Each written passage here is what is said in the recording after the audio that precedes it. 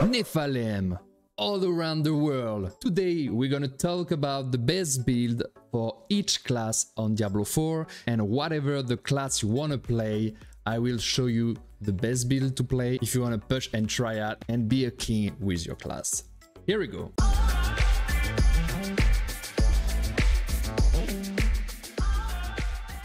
Okay guys, today I will show you the best build to play for all different class in Diablo 4, and at the end of this video, a little surprise, I will give you a good tool for being aware of the meta. I will not make a tier list in this video, I will not rank those builds, I will do that for the next video. Just today, it is just the best build for each class. I prepare for you all my customization planner on Diablo 4 build GG, and you will got all you have got, my friends. So here we go guys, we'll start with the Barb. The Barbarian has been nerfed season after season, but now there is a new skill, Mighty Throw. Mighty Throw is the best build for the moment. So here we got the Mighty Throw. It's the best build actually for Barbarian. We play with Warcry and ultimate boosted by area unique with the Ancient. We still use Ota for buffing, and we use Bash also for sort of snapshotting and do more damage. We got high overpower damage number. I really like the style and the effect when he is throwing his hacks or masses on the ground. It's really gear dependent, and it requires so many uniques. So also Herculean aspect is really important to multiply the throw and add a cleave for better AoE. And you will have to manage your steel grabs. You have to make a really big pack to clean faster the dungeon. It's toggle a bit versus one target, but it's still pretty okay and pretty good. I really like this build. Okay, now just a quick overview of my planner of Mighty Throw version. You will get all my version on Diablo 4 GG. So Pit 116 down actually. This build requires more unique, as you can see: Head of Perdition, Shroud of Foldes, Sales, Grandfather, Doombringer. We need 3 uniques. Third blade really important because mastery skills are now a core skill that is really important. Here you have the runes, you got old skill that I explained to you before, and some masterwork are really important, as maximum life is the best stat for overpower and all overpower builds. So you have to masterwork maximum life, core skill. Mighty Throw pulse size is important also, Bash cleave, and overpower. That's it for the gear. Inner Calm, Limitless Rage, Herculean is really mandatory for add 2 another weapons. We got full skill tree here, my friend. For the Paragon, starting board with Crusher, Blood Rage, and Dominate. And number 3 we got Bonebreaker with Challenger, and we got Carnage with Revenge. And finally we got Decimator with a Weapon Master. And for the Mercenary, we will have Subo and Rare as reinforcement, with Crater on the Call of the Ancient for opportunity. Now, my friend, let's talk about the Druid. The Druid is in a pretty bad spot actually, and the best build for the moment is Hurricane, but it's pretty close with Companion or Boulder, just 1 or 2 different level of pit. So here we go for the Hurricane build. As you can see here, the skill is pretty slow, but we got a really good overpower duration on time with a Hurricane duration. It's for the moment the best Druid build in the meta, and Dengar is actually doing 108 pit.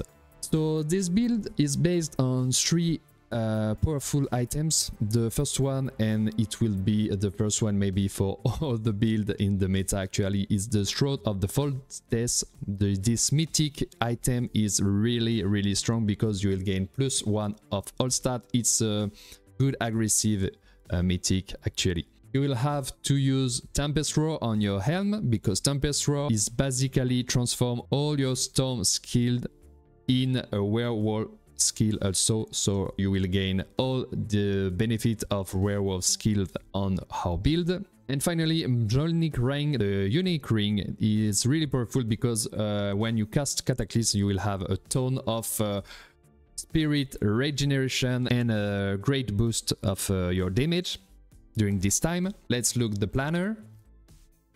So actually is 108 down by Dengar on this build. So as you can see here, Shroud of the False Death, really important. Aspects that are really important is Unsatiated, because you will deal more damage with your Werewolf skill, so with your Hurricane skill, thanks to Tempest Roar.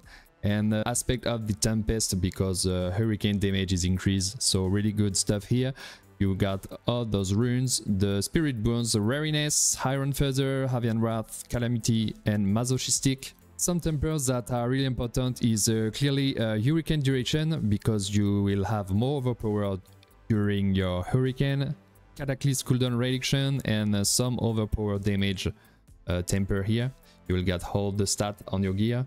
So we are using Cataclysm, Earthen Bird Quark for being unstoppable and gain 45, Poison Creeper and Ravens, the good old friends of the Druid, and we are using Mold that gives us 45, and we are spamming Hurricane actually. On the Paragon board, the starting board with Fang and Claw, the second one is Thunderstruck, as always, as in those sort of build when you are playing with lightning damage. Thunderstruck here, and Earth and Sky for the glyph. Number 3, 18 Manis with Spirits, critical straight damage. Lust for Carnage, really important. It improves your Werewolf skills with critical strike, and Dominate for all overpower build is a really strong glyph. And finally, Survival Instinct with Outmatch as a glyph, because we will deal more physical damage and it increases the rare node in this board.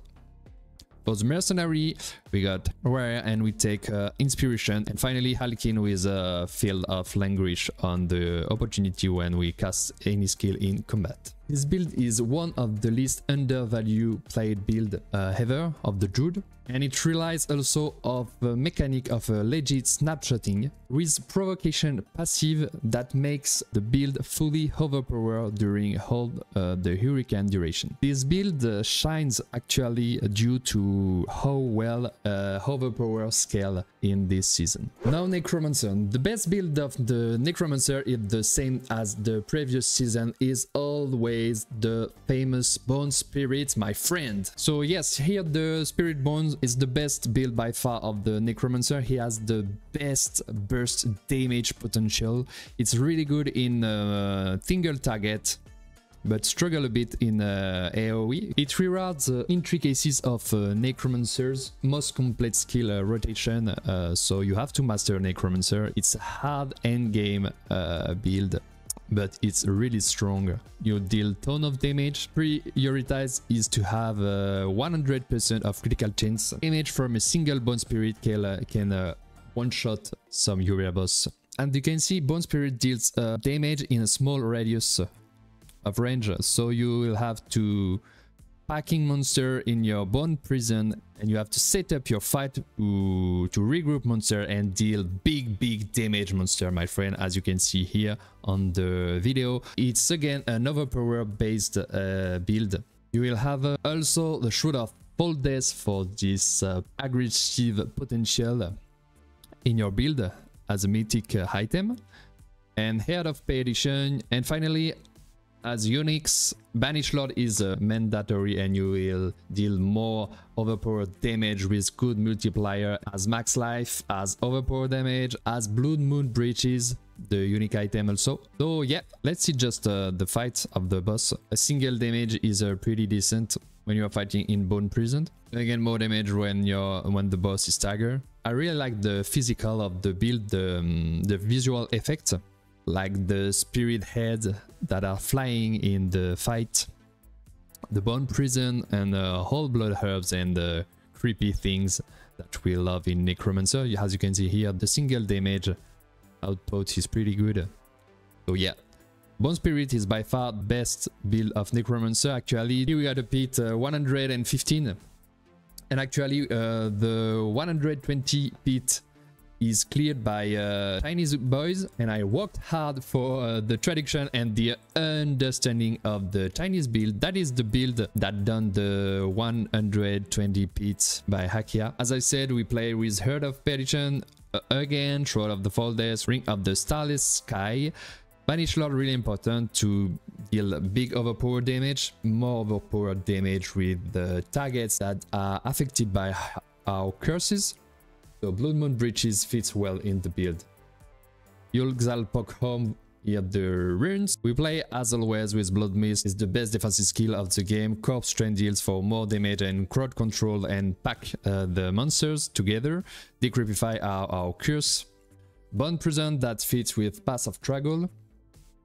Big damage, Respawn Spirit, and Soul Rift. Because Soul Rift generates essence, it gives you barrier, it applies vulnerable, and it grants you a damage buff over its duration. Resacrifice Skirmishers, Bone Mage, and Iron Golem. Here is all important stats, and for our temper, it's really important to have a chance for Bone Spirit to deal double damage. Overpower here, all the maximum life, and core skill are the best masterwork to do finally. The most important aspect here is the Imprisoned Spirit aspect, because that fits with our Bone Prison. When a Bone Spirit explodes, it explodes in additional time and dealing more damage. And Bone Spirits also prioritize the enemies in a Bone Prison. Grasping Veins, really important. Phasing Poltergeist, more damage. And finally Serration, because we deal more increased critical strike damage with our boss skill by 1% per essence above 50. It's really great. A quick overview to the Paragon board. The starting board we play with Eliminator to more damage on elites. The second board, Bone Graft, and Amplify, more damage with our curses. The third board is Bloodbath with the glyph Corporeal. We deal more physical damage and we gain grants bonus to magic nodes here, more damage while fortified, but more damage, really more damage on with Overpower. The fourth board, Blood Begets Blood. It increases our critical strike damage on enemy that are not healthy, so a big part of the time. And finally we play Dominate, the best glyph for the Overpower build on the Frailty board. So yeah, that's all for the Necromancer. My friend actually is in a pretty good spot. Now let's talk about Rogue. My friend, the best build for Rogue actually, and the pit pushing is again rapid fire build. This build is so insane. That was my build at season 5 and I was ranked 8 Rogue in the world in the top 10. So this is the 112 pit clear by Crafty. That is a version without cold imbuement, but I still prefer with the cold imbuement. This build is insane by its burst. When you take your potion, you have to stun the monster and you will deal so many damage when they are in your calstrops and on your grenade. You'll do a ton of critical damage because you have 100% of critical strike damage. It is the strongest build for the Rogue actually, because the burst is so insane. And now that we have the Shroud of the Foldes in our chest, that make the build more stronger than the previous season. It's really special to play. It's very skill intensive and it requires a good knowledge about Rogue. And for the boss you will have to set up your fight. You need extra monster to fully benefit of the tricks attacks and unstable elixir power. And you have to stagger the boss and you have to fit all the different things to keep in mind. Staggered boss. In the caltrop, you have to take potion with minion to gain more tricks attacks and unstable elixir power. And now after you have to focus and spam rapid fire for big damage. It's really skillsful. I really like this playstyle, but it's pretty hard and maybe some of you guys will not really like this gameplay. So Unix Mythics important is Shroud of Foldes, but Unix are maybe more important than the Unix because we need Call of the Nameless, because the ranks on the passives are so good. Scoundrel Keys for more AoE damage and good stats also. And Skyhunter really powerful, more critical strength damage. And with the chance for max map projectiles, we will cast twice every time. Here you got the runes. The skill, we play with dash, we can play with poison trap. I still prefer cold imbuement and we will need a cold imbuement on the temper to have more charge. Caltrap, Heartseeker because it boosts critical strike, attack speed, makes enemy vulnerable, and a rapid fire for deal big damage. Here the masterwork, and Tempering. To deal a lot of damage with Stagger, we'll need all different lucky hit on different gear.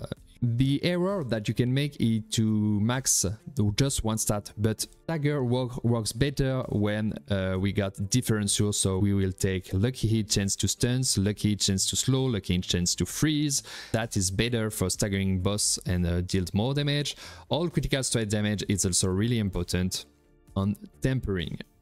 Here you got the skill tree and the passive to takes. Quick overview of the Paragon. Starting board with control, more damage on control target. Then the second board is exploit weaknesses.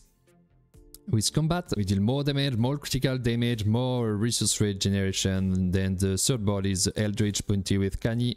More non-physical damage, and we gain more imbuement damage with Eldritch Bounty. The fourth board is Ambush with Devious, more damage on crowd control target, more damage on our traps. And finally, the last board is Cunning Stratagem with Headhunter, more damage on elites. For Mercenary, we use Subo again, because good amount of critical strike damage bonus. Variana also. You can use Blasters for attack speed or Shockwave, but Shockwave I think is better, because that knock down an enemies and we deal ton of damage on the enemy that are crowd control. So yeah, this is my adaptation of my previous top world build of the rapid fire for the new season, and for you guys, you got all the planner here. Now let's talk about Sorceress, and guys, no surprise, and the best build again for Sorc is Firebolt. It's not really fun to play, but it's still strong. Maybe I should say it's Shatterbolt, as you can see here.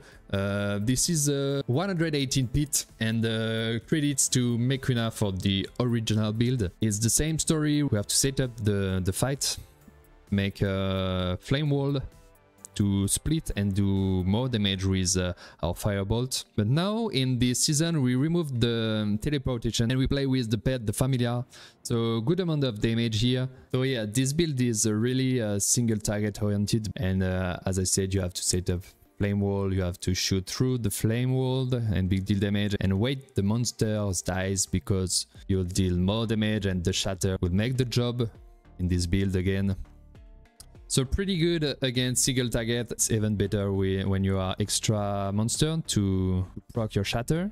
So yeah, this build is really designed for the end game. It requires a lot of gear, but it's not really the best build for other content. You can speed farm better with lightning spear or even with fireball, and I prefer fireball because it's really more fun, and lightning spear is really great for speed farm. But anyway, this fireball build is the best build if you want to push hard and if you want to push efficiently. Let's take a quick look on the planner. So disclaimer, the original build is from Mekuna, and this is my planner with minor customization. Pit 118 is done by Cody. So we need Head of Perdition again because good stats, Starlit Skies, and Flame Weaver is really important because when we cast Fireball through the firewall, the firebolt split into 3 bolts and deal more damage. Talrasha here, really important to stack more damage with your different elements. Shroud of Veratiel really strong for boost our basic skill, and the aspects that are important is Moonrise because we gain more basic kill damage, more movement speed, more attack speed, Hinakal more damage, Snowveil for damage reduction, and Hectic for cooldown reduction. We have the rune, the skill, the shield for resistance, flame shield for being immune, unstoppable, familiar that applies good effects on the monster, has burning, chill, and dealing a bit of damage. Firebolt, and finally Firewall is mandatory to cast more Firebolt through this skill. Firebolt enchantment and teleport enchantment. When you dash you will teleport, and Firebolt makes more damage.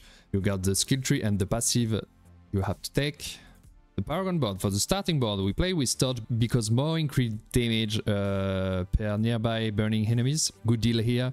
The second board is Frigid Fate with Elementalist, more damage as Talrasha, more damage with the different elements that we use, so it's great. And a nice boost to all the rare nodes around. Ancient Master with Unleash, just for the first bonus is really strong, more damage increase, but more bonus on the magic nodes, really good here. So enchantment are 20% stronger. The fourth board is Fundamental Release, and we have Tactician, because Tactician increase our damage by 4 seconds after casting a defensive skill and we cast our shield. Fundamental Release, because each time we apply vulnerable burning or critical strike damage, that increased our damage by 30%. And the final board is a Burning Instinct with Exploit. We deal more damage on enemies that are vulnerable and more damage on enemies that are burning. For the mercenary, we play Raya and Varna, one of the best combinations for deals more damage again. And finally, my friend, not a surprise, we'll see the Spiritborn, and the best build for Spiritborn actually is Quill Volley, but Crushing Hands is pretty good also, but Quill Volley is really too strong. The Spiritborn is reigning the competition. The build is S-tier plus that reign the game. Look at the damage, ton of mobility, billion, trillion, quadrillion damage. You are pretty invincible. Even when you are not capped in armor or resistance, you are invincible. This is based on the bug on the Vicious Shield on the Paragon board, and really more damage that it did. The build not requires the perfect masterwork and tempering. You just need the few items and you will clean the 150 so easily. So this is dumb. So the build takes now 2 minutes and 18 seconds to clear 150 pit. Just pretty insane. And this build is also based on the Fail Soothsayer aspect that is bugged again, and you place this build as a shatter version, and when monster dies that blows all enemies and deals fucking idiot strong damage. As you can see here with the Mystic Circle, the boss take really great damage when he stagger, and now you will have to see when the boss is staggered. Just here we go, shatter, boom, one shot. That's so insane. So here's my planner, pretty the same build that he used. You got different versions, speed farm in game, but this is a triad version because we use Shroud of Foldes, but for more overpower damage we need Banish Lord, and Kepeleke is also really important. You have to got GA on maximum resource and critical strike damage. Aspects are really strong is Interdiction, because we did more damage when we got full reserve stacks, and we have to try to get more reserve stack. Redirected Force, more critical strike damage based on our blockchains. Apprehension, more damage on the enemy that are feared and slowed. Plains Power for Mystic Circle and boost our damage in the Mystic Circles. So here you got Active Rune, the skill, Double Jaguar for double dipping damage. Maximum life is always the best stat for overpower to make big overpower damage. You have 3 masterwork here, chance for core skill, do it twice. Maximum reserve stack is really important, and barrier generation is also important is the build. For the skill we play with the Hunter, because the Hunter gives you 4 stacks of ferocities, so this is also gives more DPS, and it can reset its cooldown.